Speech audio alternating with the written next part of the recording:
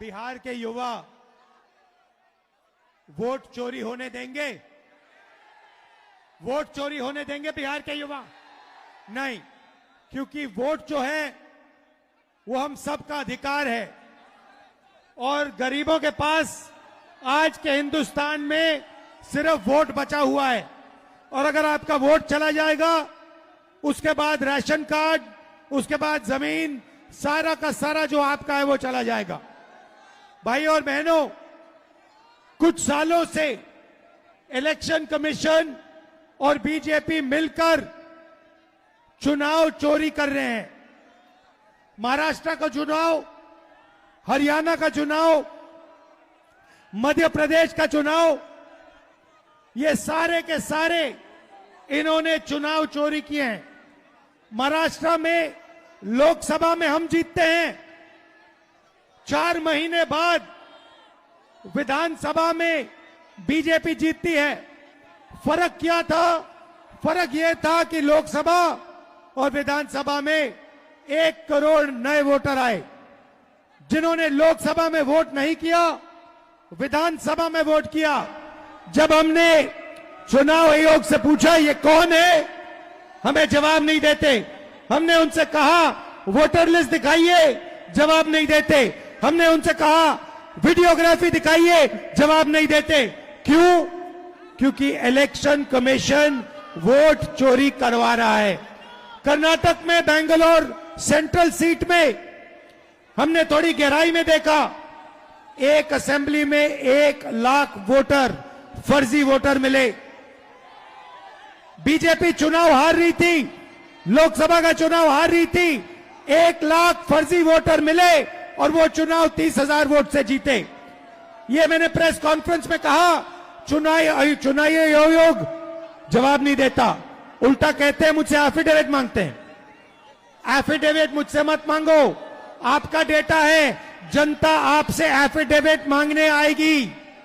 बिहार की जनता वोट चोरी नहीं होने देगी।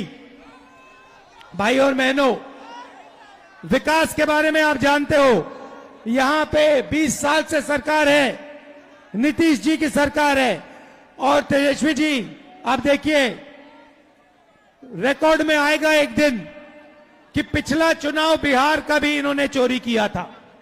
ये भी आएगी सच्चाई, ये बाहर आएगी। और जब ये सच्चाई बाहर आएगी, मैं आपको कह रहा हूं, ये जो इलेक्शन कमीशन के लोग हैं, इनको भूलना नहीं चाहिए।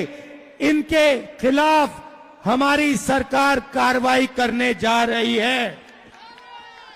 भाई और बहनों, आपको रोजगार नहीं मिलता, बिजली के बिल फर्जी आते हैं, महंगाई बढ़ती जाती है, 65 लाख वोटर आपके काटे जा रहे हैं। सही बात है? बस ये नहीं अलाउ करना, इसलिए हमने ये यात्रा शुरू की है। पूरे बिहार में ये यात्रा जाएगी और बिहार का हर युवा कहेगा वोट चोर, वोट चोर, वोट चोर। दिल से आपका धन्यवाद।